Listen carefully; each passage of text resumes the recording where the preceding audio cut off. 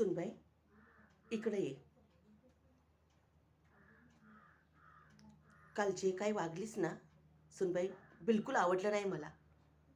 अगं, हे माझं हक्काचं घर नाही आहे. मला या लोकांनी लहानपणापासून सांभाळलंय. माझ्या आई वडिलांनी सुद्धा एवढं चांगलं सांभाळलं नसतं मला. तेवढं जपलंय मला या घराने. माझ्या अंगाच्या कातड्याची चप्पल जरी या लोकांना घातली ना मी, तरी 7 जन्म उपकार फिटणार नाहीत या घरचे माझे. आणि या घरासाठी माझ्या पोटचा गोळा जरी दूर झाला ना, तरी मला काही फरक पडणार नाही.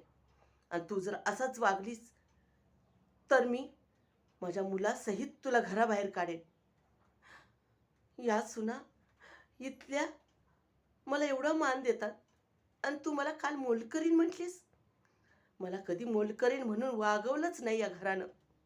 मुलगी म्हणून वागवलं. लहानाचं मोठं केलं, शिक्षण दिलं, चांगलं स्थळ बघून लग्न करून दिलं. आणि काय करायला हवं मला या लोकांनी? सुनबाई, एका नासक्या आंब्यासाठी मी घर नासवणार नाही. मला माझ्या मुलाला वेगळं करावं लागलं तरी चालेल. आणि हे शब्द खरे असतील शेवटपर्यंत. आणि हा निर्णय तुझा आहे. तू कसं वागायचं, काय वागायचं ते.